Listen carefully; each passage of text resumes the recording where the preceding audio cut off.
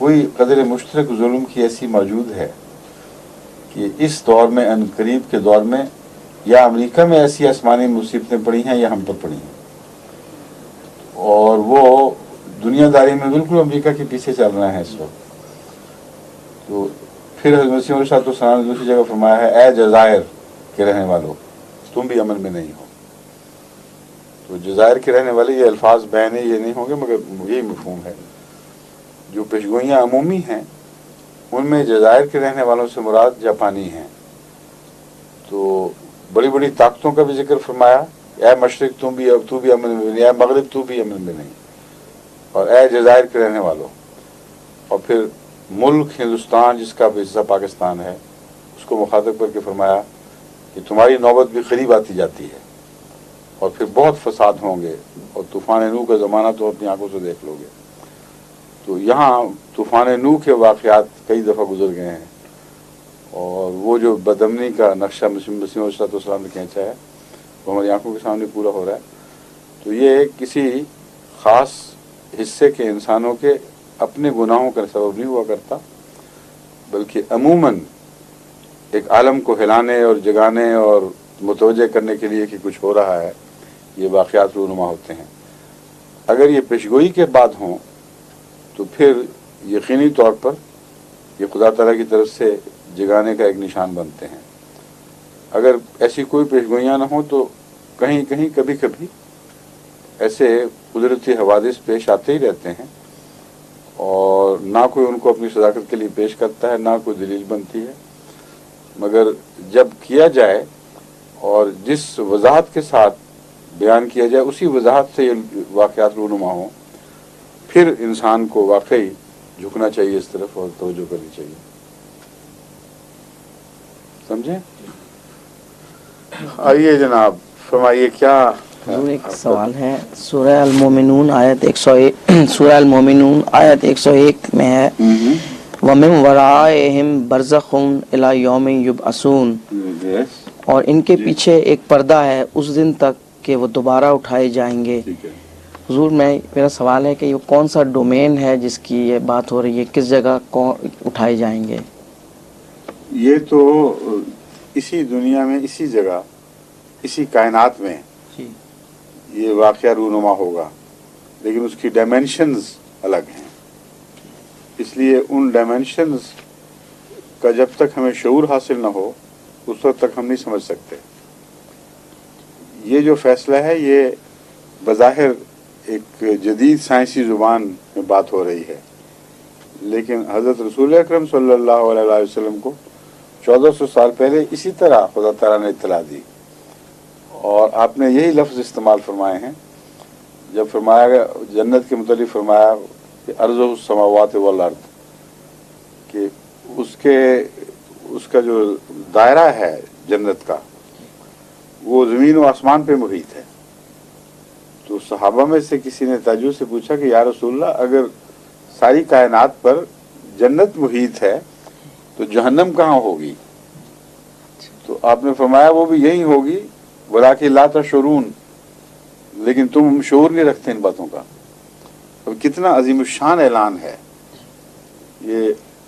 آج کے زمانے کے تصور ڈائمینشنز کے 4 5 6 7 8 ڈائمینشنز، اور بیک وقت 2 ڈائمینشنز کا ایک دوسرے کو ٹائم اور سپیس بظاہر شیئر کرنا اور کلیتاً ایک دوسرے سے الگ ہونا، یہاں تک کہ تصور بھی اس کو نہیں پکڑ سکتا. یہ تصور قرآن کریم میں جو جب بیان فرمایا گیا تو اس کو رسول اللہ صلی اللہ علیہ وسلم کے سوا کوئی نہیں سمجھا. تبھی یہ اعتراض اٹھا کہ یہ اگر کائنات پر جنت محیط ہے تو پھر جہنم کہاں جائے گی؟ تو انہوں نے فرمایا وہ یہیں ہوگی وہ بھی، لیکن تم سمجھتے نہیں، اس کی ڈائمینشنز الگ ہیں. سمجھے؟ جی سمجھ. فرمائیے. یہ مسیح کے ابن اللہ ہونے کے ابطال میں یہ دلیل دی جاتی ہے. مسیح کے ابن اللہ، اچھا، یہ کتاب میں ہے. جی جی. مسیح کے ابن اللہ ہونے کے ابطال میں یہ دلیل دی جاتی ہے کہ بچہ کی پیدائش کے لیے یہ ضروری ہے کہ 23 کروموزومز باپ کے ہوں اور اتنے ہی ماں کے ہوں، لیکن مسیح کی ولادت میں یہ صورت محال ہے کیونکہ اللہ تعالیٰ جنسی تعلقات سے پاک ہے. مسیحیوں کی طرف سے اس کا جواب یہ ہے इंसान का जिस्म है, खुदा का नहीं है, इसलिए इंसान के जिस्मानी हालतों का खुदा से तकाबुल करना क़यास माल फारिग है। इंसान आँख से देखता है लेकिन खुदा की आँखें नहीं है। मैं समझ गया हूँ, लेकिन इसका मैं जवाब देता हूँ। इसका जवाब मैं अपनी इस नई किताब में Christianity a journey from facts to fiction में दे चुका हूँ। वाकया ये है, ये बहस नहीं है कि उनका दावा अपनी ज़ात में किस हद तक लगव और किस हकीकत पर मबनी है, कौन सी दलील है, ये हम बहस नहीं छेड़ते सर दोस्त। लेकिन दावे को मिनो अन अगर कबूल किया जाए तो दावा ये बनेगा कि 23 क्रोमोसोम सिर्फ रखने वाला बच्चा मुकम्मल सूरत में पैदा हो गया है, क्योंकि दूसरा हिस्सा जो क्रोमोसोम्स का बाप की तरफ से आना था वो चूंकि खुदा को बाप करार देते हैं, वो उस तरफ से आया ही नहीं। इसलिए जीसस अपनी ज़ात में ना मुकम्मल खुदा बना ना मुकम्मल इंसान बना, क्योंकि वो कहते हैं वो मुकम्मल इंसान था और मुकम्मल खुदा था। नामुकम्मल इंसान इस हद तक नामुकम्मल कि अगर 23 क्रोमोसोम ही पर उसकी बिना होती जीसस के वजूद की, तो वो बंदर भी ना बनता, वो कीड़े मकोड़ों में से कोई मखलूक होता, क्योंकि 23 क्रोमोसोम इंसान के तशख़्ख़ुस के लिए आधे से भी कम है।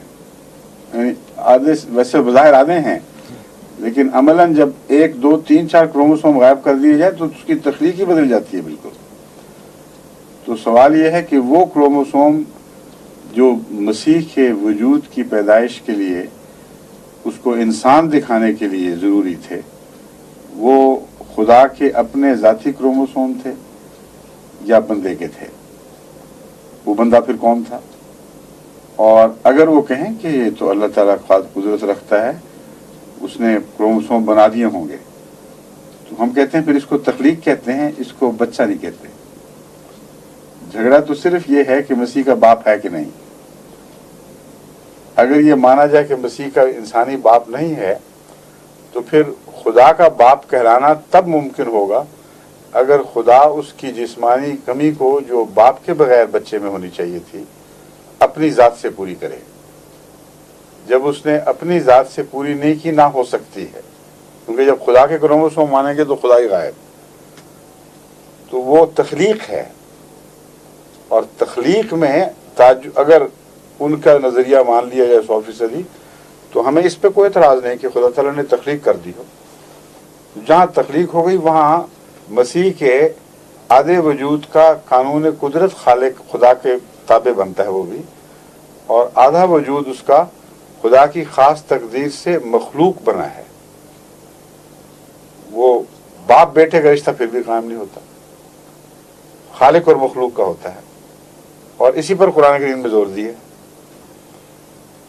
कुरान करीम फरमाता है कि खालिक है वो और बाप नहीं है किसी चीज़ का। तो ये जो दलील हम दे रहे हैं इसको आगे बढ़ाते नहीं, वो आंखें बंद करके वो किसी अंधेरे में छुपने की कोशिश करते हैं, वरना उनकी बात में कोई जान ही नहीं है। वो तख्लीक नहीं मानते, वो तजस्सुम कहते हैं कि खुदा मसीह पहले भी था। मुझे पता है जो वो तजस्सुम कहते हैं, तो इसका मतलब क्या है तजस्सुम का। मैंने इस बात को भी उसमें उठाया है तफसील से। उनकी हर इम्कानी भागने की जगह का ताक़ुब करके आगे रास्ता बंद किया है। इसको भी लिया है, इस बात को भी। तजस्सुम फिर और किस शक्ल में? सबसे पहली बात तो यह है कि आंखें खोलकर दो टोक इस बात का फैसला होना जरूरी है कि मसीह में माँ की तरफ से आधे क्रोमोसोम मिले, बाकी आधे कहाँ से आए? कि अल्लाह की ज़ात के अंदर क्रोमोसोम थे या खुदा ने पैदा फरमाए? अगर खुदा ने पैदा किए तो वो मखलूक हो गया, खुदा का बीच में कहाँ से हिस्सा आया? फिर तजस्सुम वाली बात भी खत्म हो गई। समझे आप? आगे कॉस्मेटिक सर्जरी के बारे में क्या जायज़ है? हर्ज क्या है? अल्लाह ताला को हुस्न पसंद है, और अगर कोई कॉस्मेटिक सर्जरी के ज़रिए हसीन हो जाता है तो हमें क्या एतराज़ है इस पर? कॉस्मेटिक्स का इस्तेमाल